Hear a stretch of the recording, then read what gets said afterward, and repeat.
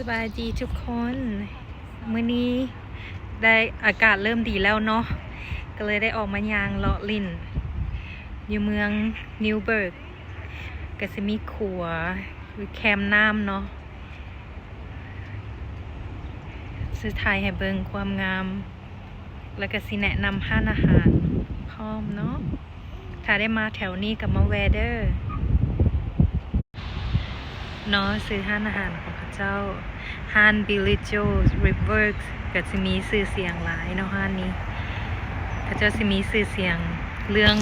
ดูคางหมูแซ่บสีทางยางลงไปก็สิเป็นแคมน้ำน้องงามหลายมีชาเหือแม่น้ำนี่เขาเจ้าเอิ้นว่าแม่น้ำฮัดสันเนาะฮัดสันริเวอร์งามตอนนี้ก็ยังเป็นฤดูใบไม้ปงอยู่เนาะยังบ่ได้เข้ายามฮ้อนแท้เถื่ออีก 2-3 อาทิตย์ก็สิเป็น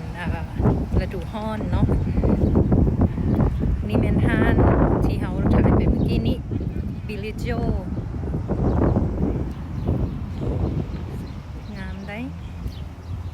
ท่านได้มาแถวนิวเบิร์กบีเกนอยู่นิวยอร์กก็เข้ามาแวะได้มาถนนนี้นี่มันซื้อถนนเนาะยางเลิกยางเข้ามาเลิกอีกอากาศดีมื้อนี้80 องศาฟาเรนไฮต์เนาะหลังจากฝนตกเป็นอาทิตย์แต่เว้นก็เริ่มออกส่องแสงงามอากาศดีมีลมบ่ฮ้อนเนาะอยู่ใน80แต่ว่าบ่ฮ้อนเลย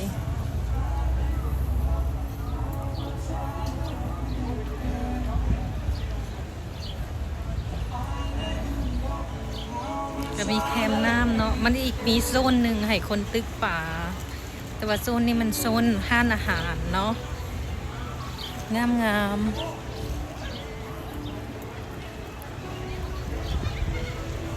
หลายเนาะทุกท่าน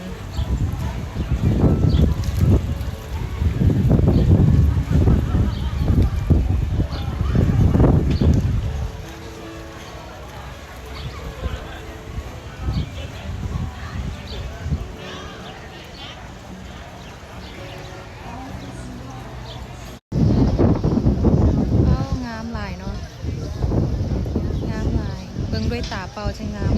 มก่อนถ่ายออกในกล้องเนาะคือเขาพูดนั่นแหละ picture don't do justice เนาะ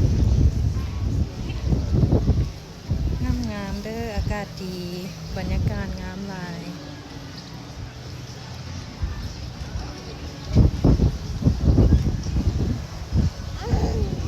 มีนกบินผ่านไปผ่านมาเนาะนกแน่นกเป็ดน้ำแน่ซีโก้เนาะ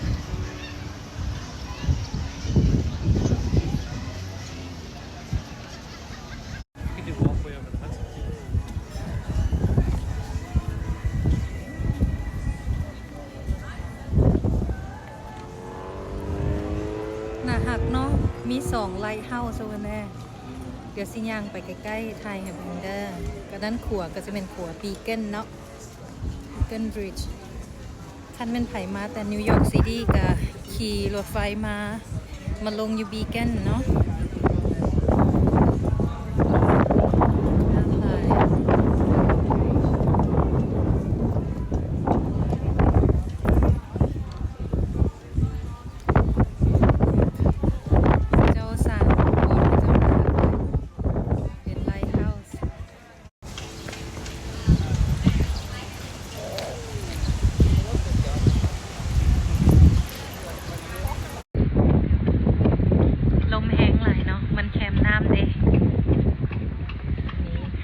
คริสโตเฟอร์โคลัมบัสเนาะ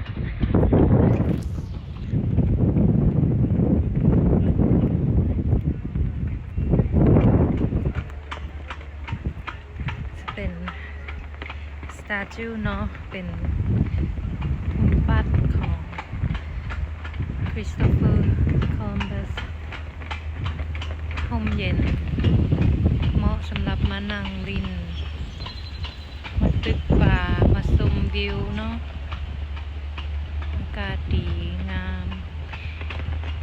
ในวิดีโอต่อไปเขาก็สิอัปโหลดห้านอาหารเนาะสิแนะนำห้านอาหารที่มันแซ่บแล้วก็คนมักมาแถวนี้เพราะว่าบางเทื่อถ้าทุกคนได้มาแถวนี้ก็มาแวะกินแวะนั่งลิ้นแวะพักผ่อนเนาะโอเคเจอกันในคลิปหน้าเนาะขอบใจทุก